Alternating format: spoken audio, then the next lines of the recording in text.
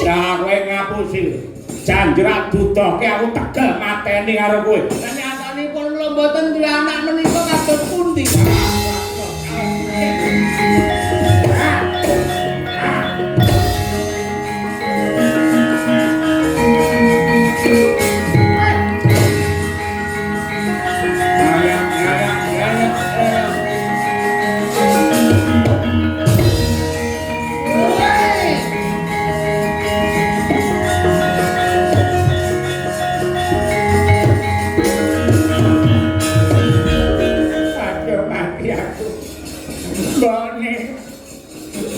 Sagopi mati oleh aku Sagopo sembaku anakmu wedok Bratajaya gawon lunga mbokne hoyak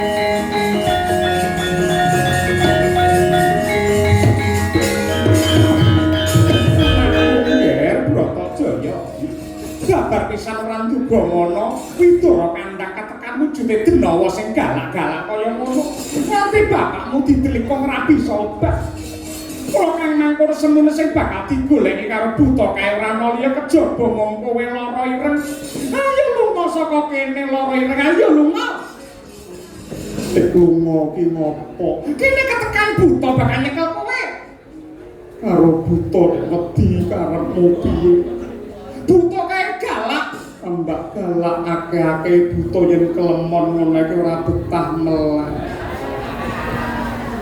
Aku karo kowe wedi karo buta iki piye to piye. Kenyatane nganti dirangket yen diprawasa karo buta nyur kepiye kanan lan kahananmu yen biyung wedi mundur. Yen gur ngrampungi buta kaya ngono kae aku iso. Caramu piye? Aku karo Kakang Kakrasana biyen nate diajari gendam karo wong lanang. Gendam piye? Sawangen luwih dhisik. Buta-buta kaya ora gendhengi aja diceluk aku Bratajaya.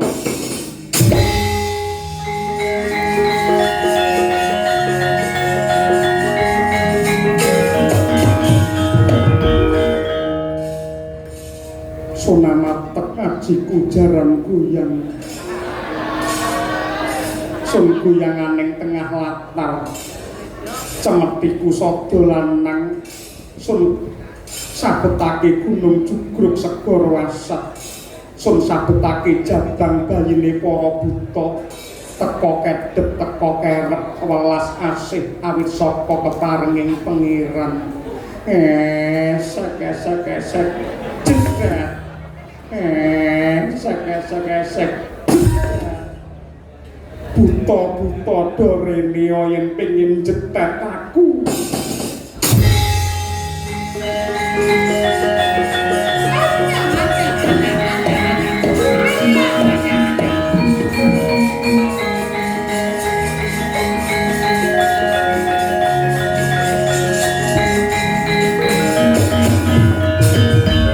iki sing jenenge Bratajaya iki jenenge lara ireng iki sing jenenge Semodra ning tak bondo kan tak srimpung sikilmu.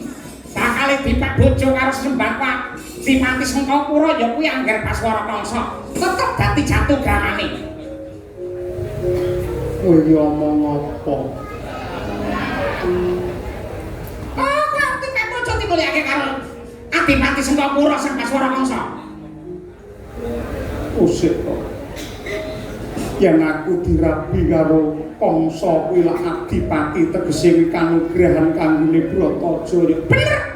Mula tampanen. Gelem lho kowe dipek bojo ning yen entuk milih. Yen entuk milih lho kuwi. Tinimbang dirabi karo Kangsa. Aku aku nek milih kok rapi to buta cakil. Aku seneng banget karo kowe. Aku ngerti wong sing mripate sipit. Lambene cangkeme merongos. Senengku ora umum kena tak nudulanan. Yen kowe gelem karo aku, yen kira gelem rapi karo aku ya ora apa-apa. Nang mburi kaya ana bengawan yen katresnanku ora ndok tampa aku tak jegur ning bengawan kae mati bae tinimbang ora rapi.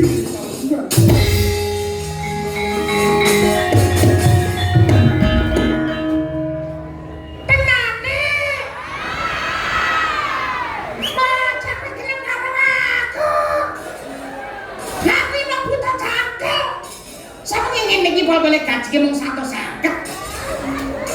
Ayo mu kaya ngono. Pamilih dirapi butuh sakit timah dirapi karo Adipati Singapura. Aku kondo apa anane. Kari kowe gelem rabi apa ora. Mergo sing jenenge katresnan kuwi sipate wuta ora nyolawang derajat pangkat sawah amba Tegal Jember. Ning katresnan ki kanugrahan saka pangeran sing menungso bisa nampik lan milih lan pripalungguhan iki sing ndak pilih ya mung kowe buta cakil. Aduh kaya ngono ki aku malah kebelet nguyuh iki kemarin.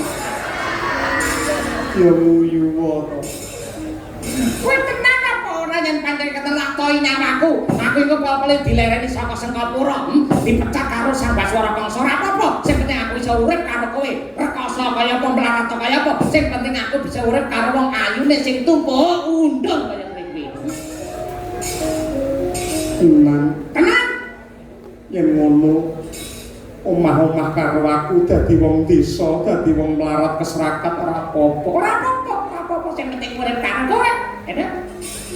Sok kowe gelem apa ora ndri anak yen karo aku. Lho pancen sing kancane ya kuwi mergo minangka penyambunge sejarah. Anak-anak karo kowe aku mendak apike kaya apa?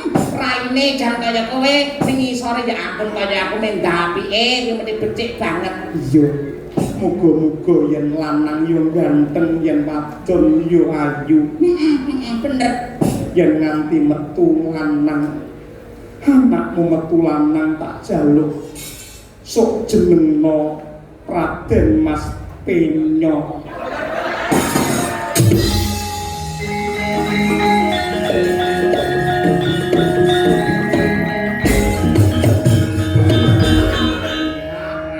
Raden Mas Penyo. Penyo iki tegese wani rekoso kanggo kamulyane sesama. Ya apa-apa. Ning tak jaluk openono sing apik, gula wentan sing becik. Ojo nganti anakmu penyok bingung. Ojo nganti rasane liwung. Kudu ndok kulentah kanthi apik, aja kok seneni, aja kok dukani. Aja kok ajar, aja kok kulosoro. Mesane kuwi anakku siji-sijine. Wong sakmene mbane iki sing raine mesake ya kuwi. Aja kok seneni yen nganti kok seneni awake anget mboke mesu.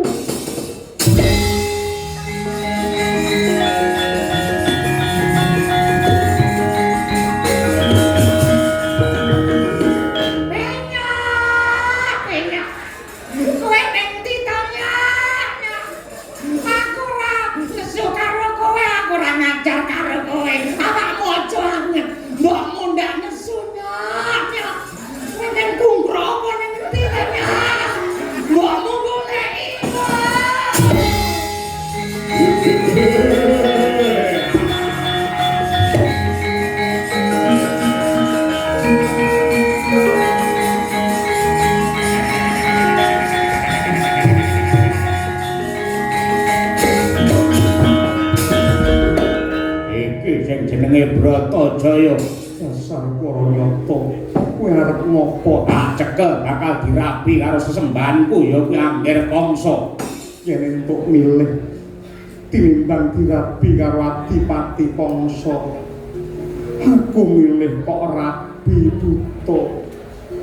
Aku ngerti wong lanang lemu sing irunge bunder ngono ki seneng. Wong lanang yen lemu irunge bunder karo wong wadon manut. Apa piye?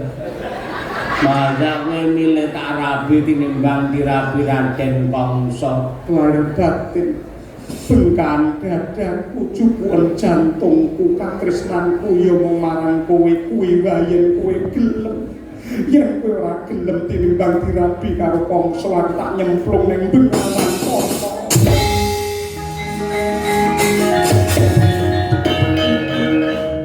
Yang bener.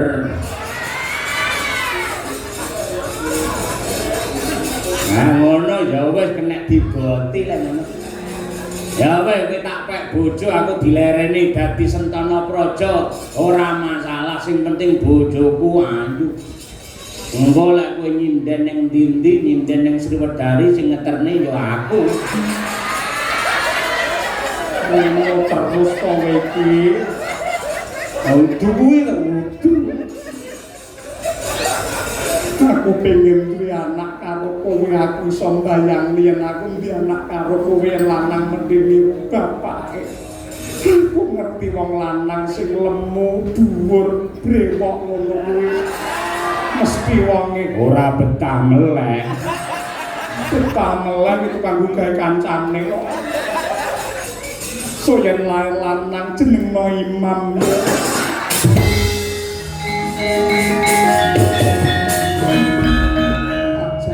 Yen cahe turu aja kok gugah.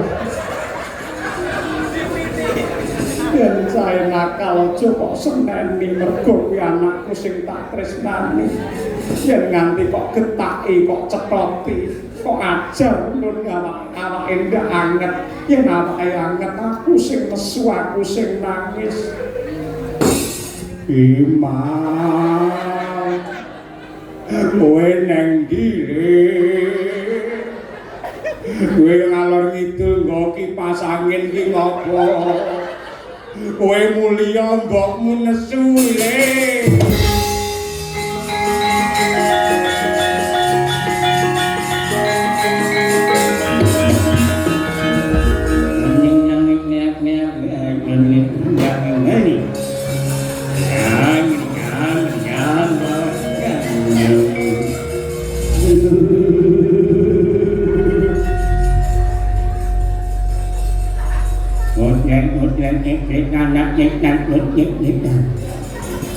Ngồi ngạc nhọc nhịp ngào với bánh đếch với rạc bánh nôn nhịp mùa ngạc người ta rơi vòng những ngọt mùa rồi nhịp nói là một nhóm mấy bấm bếp lo lòng hình nhạc phát thì nhạc rằng thật dọc mà lời lòng mong lý đi bạc nhàng ăn uống ăn nó đuôi là nó đương độ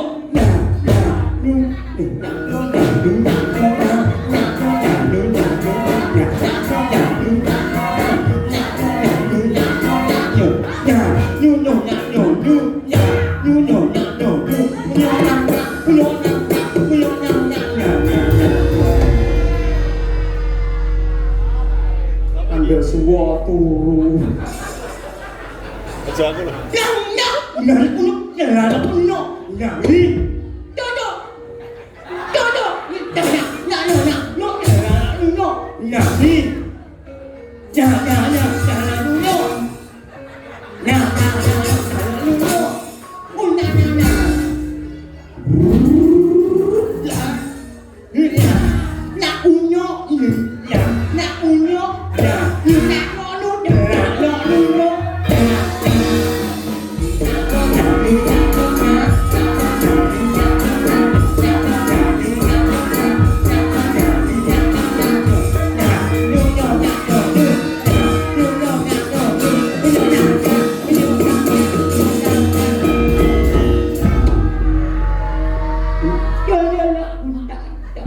Isin nè.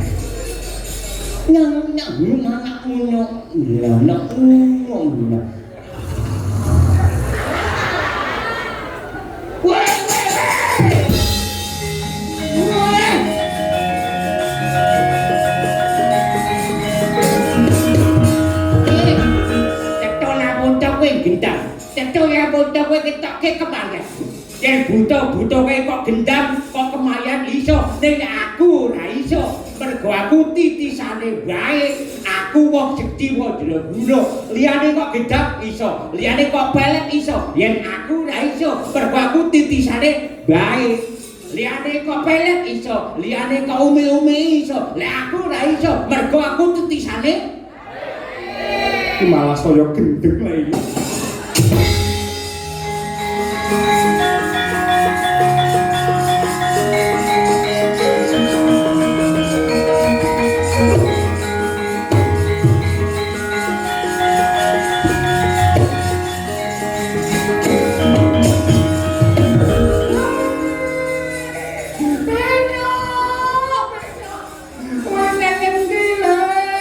Iman, kowe aja turu wae to, Mas.